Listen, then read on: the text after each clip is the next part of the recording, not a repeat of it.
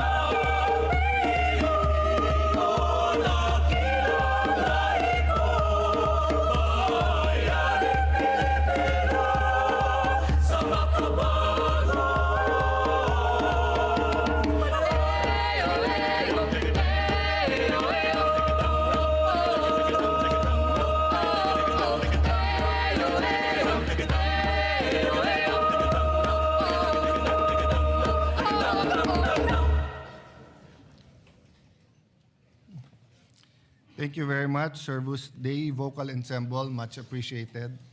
Good afternoon, dear colleagues. Acting Majority Leader. Yes, Mr. President, thank you. Mr. President, I move that we dispense with the reading of the journal of the 63rd session, May 13, 2026, and consider. I'm sorry, Majority Wala pa Leader. pala. We'll do Sorry. the roll call first. May we Yes, my apologies. move for the rolling of the roll call, please, Mr. President. I move to call the roll, Mr. President. Sorry. There's no objection, we will call the roll. Roll call of members. Honorable Senator Aquino, Senator Cayetano Pia, Senator De La Rosa, Senator Ejercito, Senator Escudero, Senator Estrada, Senator Gatchalian, Senator Go, Senator Hontiveros, Senator Lacson, Senator Lapid, Senator Ligarda, Senator Marcoleta, Senator Marcos, Senator Padilla, Senator Pangilinan, Senator Soto, Senator Tulfo Erwin, Senator Tulfo Rafi, Senator Villanueva, Senator Villar Camil, Senator Villar Mark, Senator Subiri. The Senate President is present.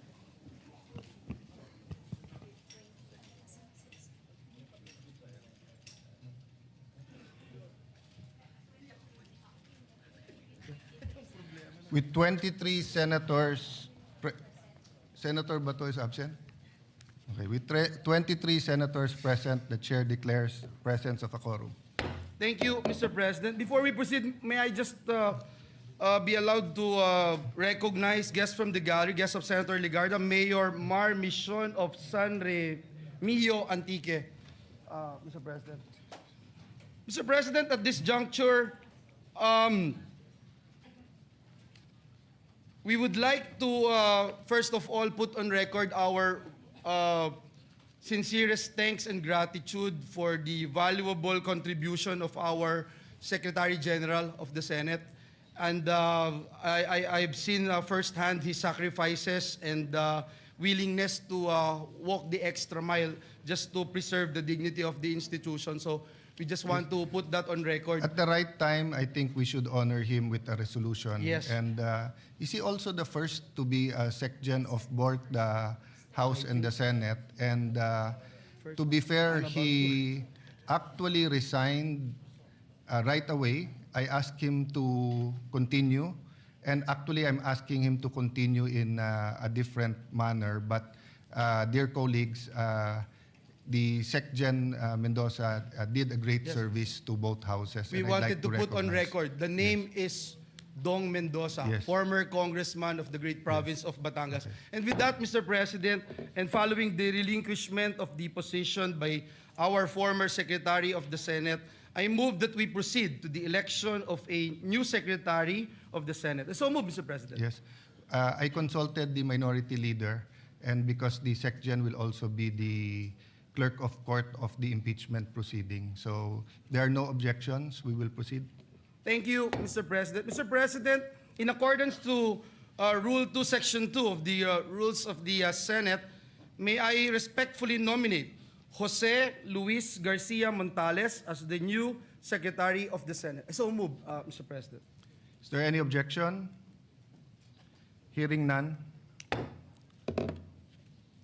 Thank you, Mr. President. And there being no other nominations, may I respectfully move that the period of nominations be closed. So move, Mr. President. Is there any objection? Hearing none. The motion is approved. Pursuant to the rules of the Senate, there being no other candidate for the position of Senate Secretary, the voting will be viva voce. Those voting for Attorney Montales, please say aye. The ayes have it. Congratulations, Attorney Jose Luis Montales. Those who are again, say nay. Okay. Thank you very much for. The ayes have it. And Jose Luis Montales is hereby declared as proclaimed as the Secretary of the Senate, the second to have been both SecGen of the House and the Senate. Thank you, Mr. President. May I move for a minute suspension to allow our new Senate Secretary to ascend the rostrum and take his oath. So move, Mr. President. No, thank you. Thank you.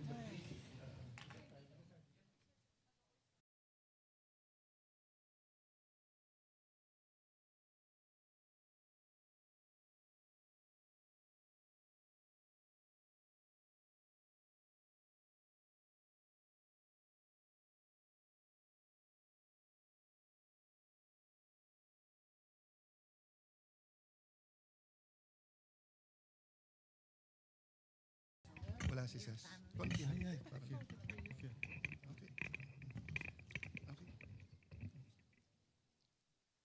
I state your full name. I, Jose Luis Garcia Montales, Having been elected to the position of Secretary of the Senate, having been elected to the position of Secretary of the Senate, do hereby solemnly swear do hereby solemnly swear that I will well and faithfully discharge, that I will well and faithfully discharge, to the best of my ability, to the best of my ability, the duties of my present position, the duties of my present position, and of all others I may hereafter and of all others I may hereafter hold under the Republic of the Philippines, hold under the Republic of the Philippines, that I will support and defend the Constitution of the Philippines, that I will support and defend the Constitution of the Philippines, that I will obey the laws, that I will obey the laws, legal orders, and decrees legal orders, and decrees promulgated by the duly constituted authorities, promulgated by the duly constituted authorities, and maintain true faith and allegiance and maintain true faith and allegiance to the Republic of the Philippines, to the Republic of the Philippines, and that I impose this obligation and that I impose this obligation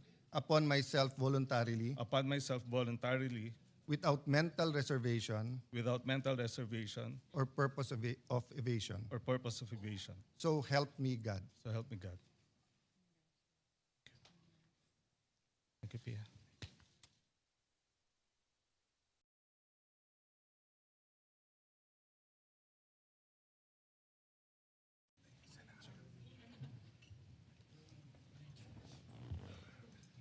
Nandiyan na yung sana.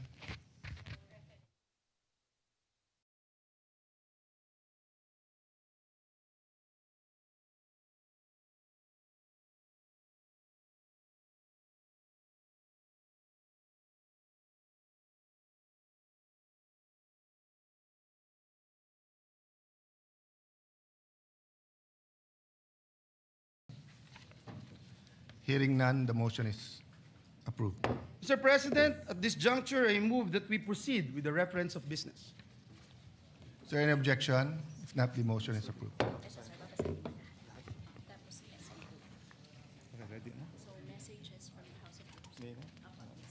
Messages from the House of Representatives.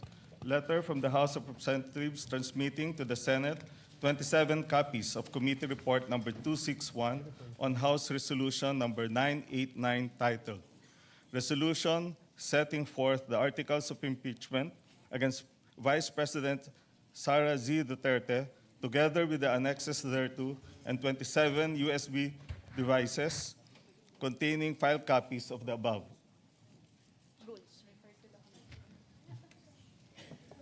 Referred to the Committee on Rules. Letter from the House of Representatives transmitting to the Senate the sealed box containing the documents from the Bureau of Internal Revenue relative to the impeachment proceedings against Vice President Sara Z. Duterte.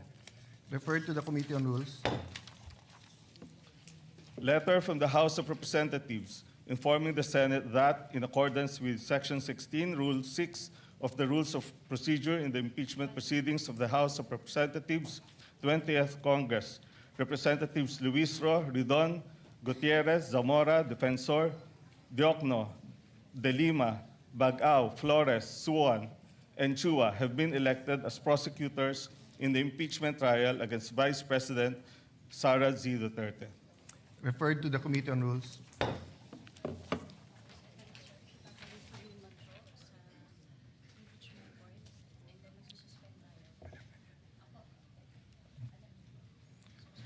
Acting Majority Leader. Mr. President. Yeah. Mr. The President. Minority Leader is recognized. I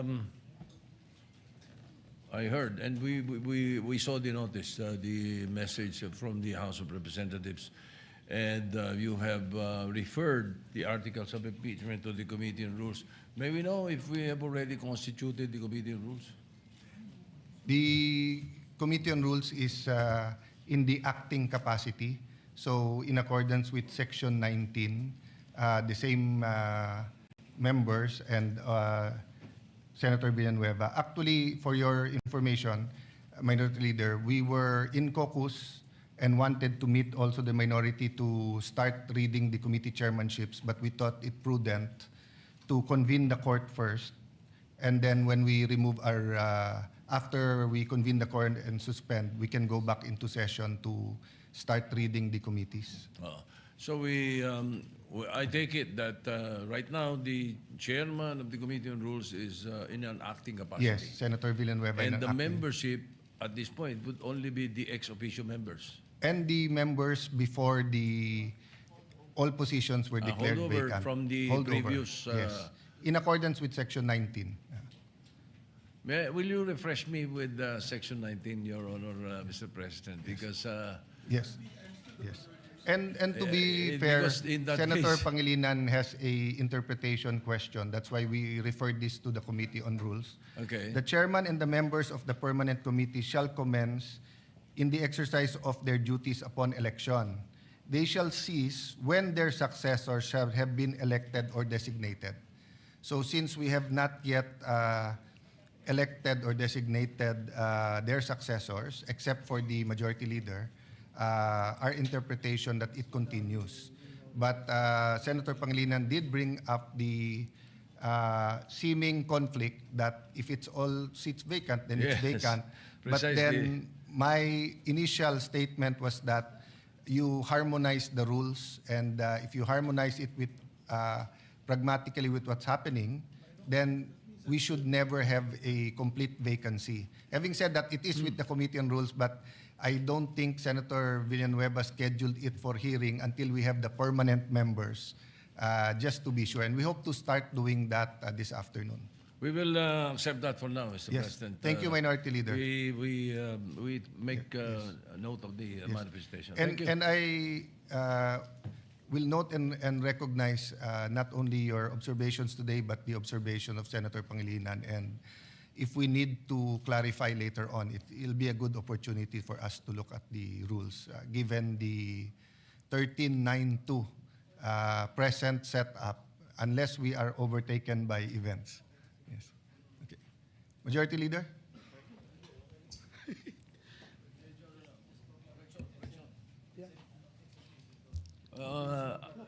Correction, Mr. President, 1311.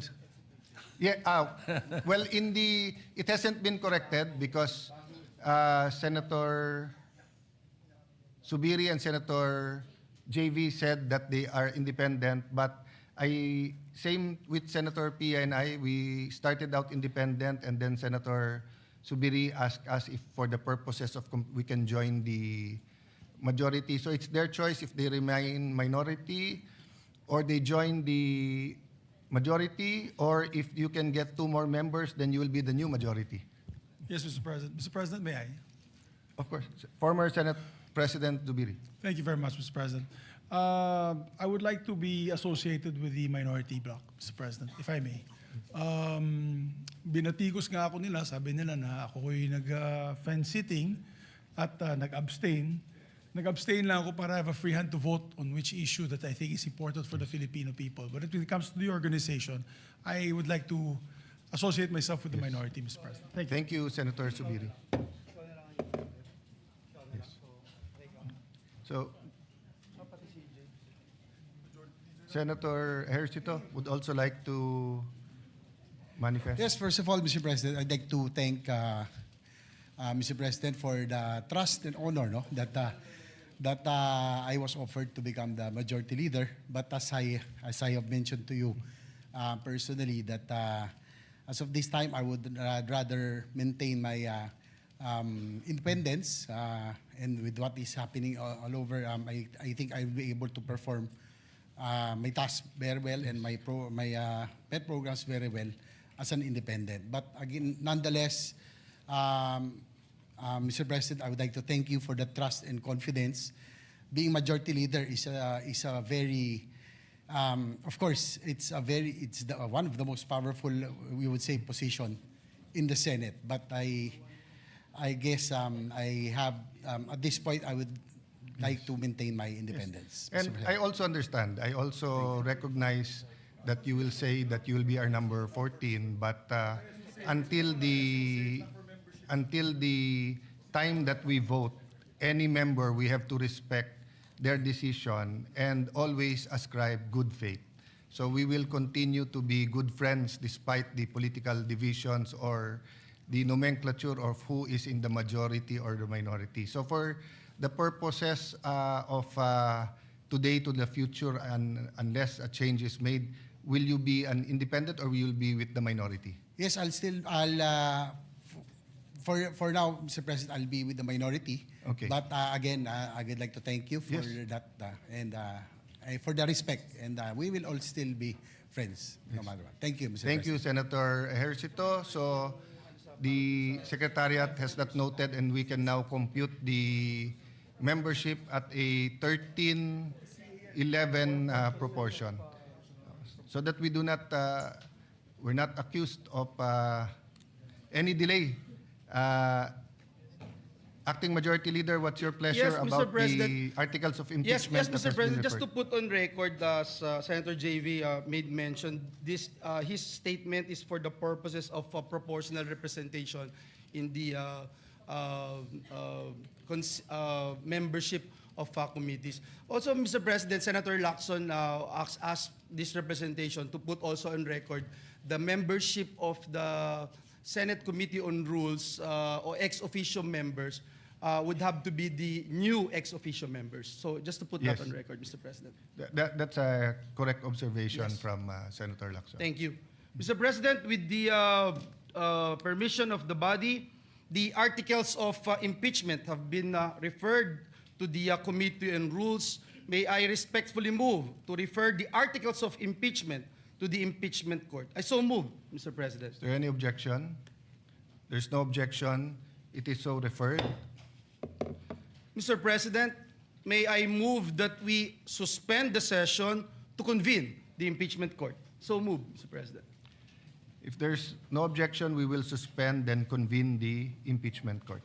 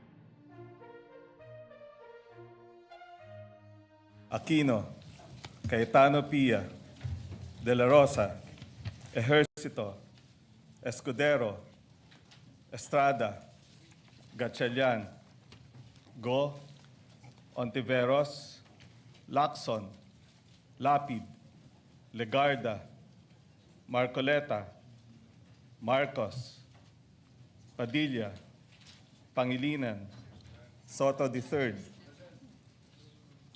Tulfo Erwin, Tulfo Rafi, Villanueva, Villar Camille, Villar Mark, Zubiri, the Senate President. With 23 senator judges present, the chair declares the presence of a quorum. Senator Judge Villanueva.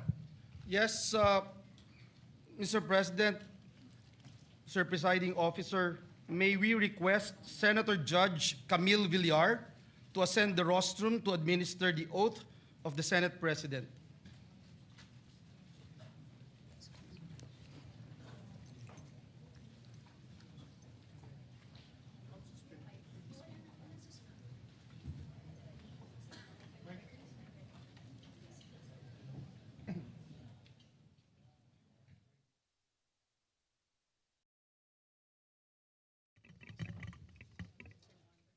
Between the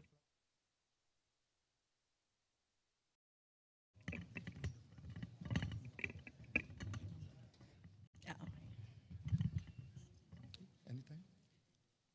Please raise your right hand. Impeachment trial of Vice President Sara Zimmerman Duterte. I state your name, I, Alan Peter Compañero Shram Cayetano, solemnly swear solemnly swear that in all things appertaining to the trial of the impeachment of Vice President Sara Zimmerman Duterte, that in all things appertaining to the trial of the impeachment of Vice President Sara Zimmerman Duterte, now pending, now pending, I will do impartial justice according to the Constitution. I will do impartial justice according to the Constitution and laws of the Philippines. and the laws of the Philippines. So help me God. So help me God.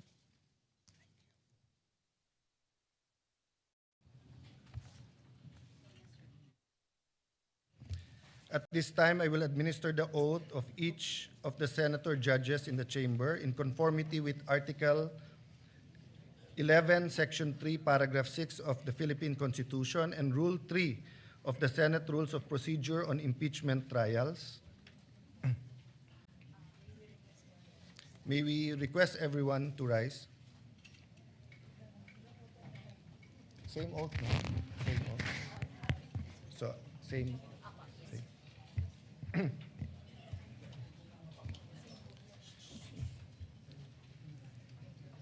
I state your name.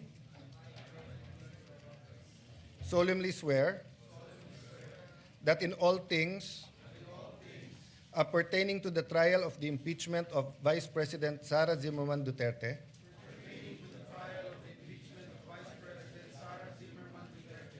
now pending, I will do impartial justice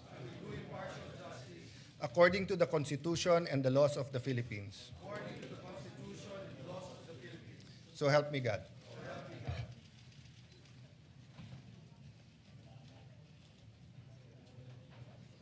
Senator Judge Villanueva. Thank you, Mr. President. Last Thursday, May 14, 2026, the House of Representatives, through Secretary General Cheloy Garafil, personally delivered to the Senate the articles of impeachment against Vice President Sara Zimmerman Duterte, pursuant to Article 11, Section 3, Paragraph 3 of the Constitution, and Rule 4, Section 11 of the Rules of Procedure in the impeachment proceedings of the House of Representatives.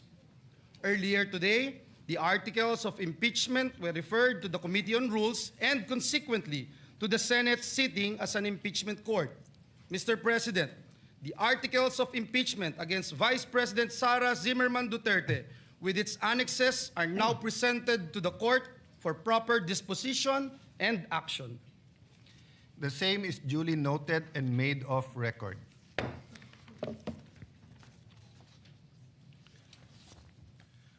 For the record, resolution number 39 or the rules of procedure on impeachment trial shall continue to apply. We further note that Rule 6 thereof, which provide that the provisions of the rules of the Senate and the revised rules of court shall apply suppletorily whenever applicable. The court having been organized, and the articles of impeachment having been presented, let a writ of summons be issued to the Vice President, Sara Duterte, who is directed to file her answer within a non-extendable period of 10 days from receipt.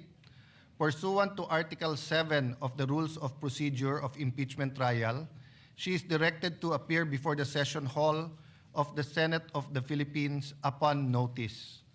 The Sergeant at Arms is directed to serve the written summons on Vice President Sara Duterte along with a copy of the Articles of Impeachment. The prosecution may file a reply within a non-extendable period of 5 days from receipt of the answer. The parties may file their pleadings and annexes in person or through electronic mail. All other pleadings, motions, similar papers intended for the consideration of this court may be filed electronically. We will circulate the specific instructions on the format for the pleadings and manner of electronic filing for the guidance of all parties. Mr. President. Senator Judge, Thank you, Soto. thank you. Yes. Mr. President, may we be clarified when you say 10 days, is that working days or calendar days? calendar days. Calendar days, and including the 5 days for the prosecution to respond. Yes, Your Honor. Thank you. The clerk of court is hereby authorized to calendar the case for pre-trial and issue the corresponding notices to the parties after the last pleading is filed.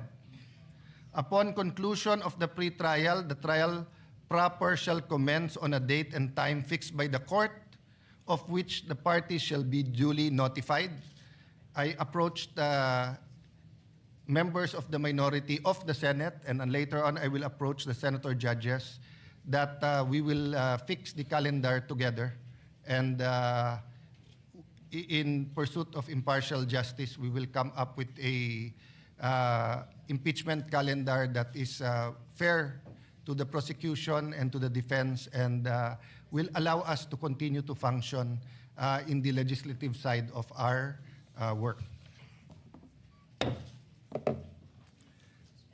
Any other matter? If there no other matter, the session is suspended.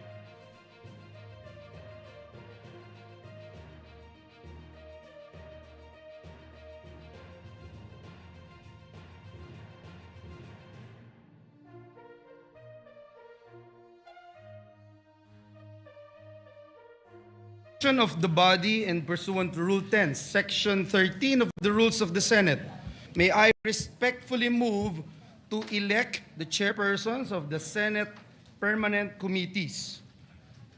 If I may, Mr. President. Please proceed. Senator Lauren Legarda, retained as chairperson of the Committee on Culture and Arts. So moved, Mr. President. If there's no objection, motion is approved. Senator Pia Cayetano, retained as chairperson of the Committee on Ways and Means. So moved. There's no objection, motion is approved. Senator Christopher Bongo, chairperson of the Committee on Health and Demography. Vice Senator Risa Ontiveros. So moved, Mr. President. Is there any objection? Any objection? No objection, motion is approved. Mr. President, Senator Joel Villanueva as chairperson of the Committee on Higher Technical and Vocational Education. Vice Senator Lauren Legarda. So moved, Mr. President. There's no objection, the motion is approved. Thank you very much, Senator Legarda. Senator Jinggoy Ejercito Estrada, chairperson of the Committee on National Defense and Security, Peace, Unification, and Reconciliation. Vice Senator Lauren Legarda. So moved, Mr. President. Is there any objection? If none, the motion is approved. Senator Christopher Bongo, retained as chairperson of the Committee on Sports. So moved, Mr. President. Any objection? No objection. The motion is approved. Pang health na, pang sports pa. Senator Pia Cayetano, retained as chairperson of the Committee on Sustainable Development Goals, Innovation, and Futures Thinking. I so move, Mr. President. If there is no objection, the motion is approved. Senator Lauren Legarda, as chairperson of the Committee on Basic Education. Vice Senator Bam Aquino. I so move, Mr. President. Is there any objection? Hearing none, the motion is approved. Senator Dante Marcoleta, as chairperson of the Committee on Public Services. Vice Senator Rafi Tulfo. I so move, Mr. President. Is there any objection? Hearing none, the motion is approved. Senator Robin Hood Padilla, retained as chairperson of the Committee on Public Information and Mass Media. So move, Mr. President. Is there any objection? If none, the motion is approved. Senator Robin Hood Padilla, retained as chairperson of the Committee on Cultural Communities and Muslim Affairs. So move, Mr. President. Is there any objection? Hearing none, the motion is approved. Senator Jinggoy Ejercito Estrada, as chairperson of the Committee on Games and Amusement. Vice Senator Erwin Tulfo. So move, Mr. President. Is there any objection? Hearing none, the motion is approved. Senator Pia Cayetano, retained as chairperson of the Committee on Energy. So move, Mr. President. Is there any objection? If there's none, the motion is approved. May I ask for a minute suspension, Mr. President? Yes. Before the suspension, may I ask the chairpersons if they replaced another senator, if they can coordinate if there is any pending sponsorship that was already being discussed before the change in leadership.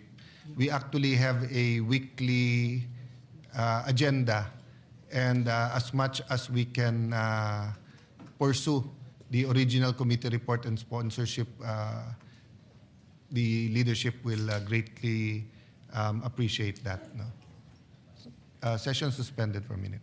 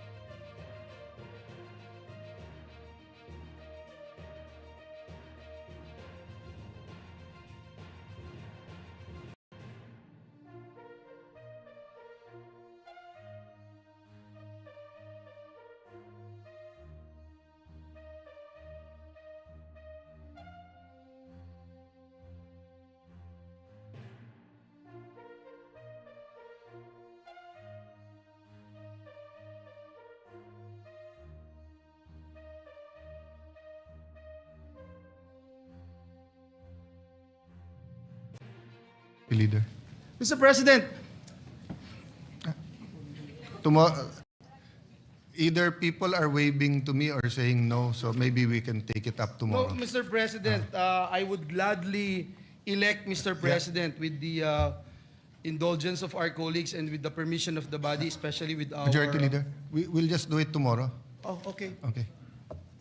Yes, Mr. President. Now, Mr. President, as I was saying a while ago, to give our new chairman of the different Senate committees time to coordinate with the committee secretaries and committee reports pending in the plenary, and at the same time for the members to have more time in reading the articles of impeachment.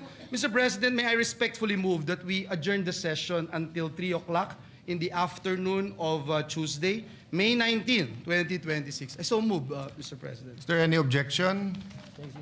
There being none, the session is adjourned until 3 o'clock in the afternoon, Tuesday, May 19, 2026.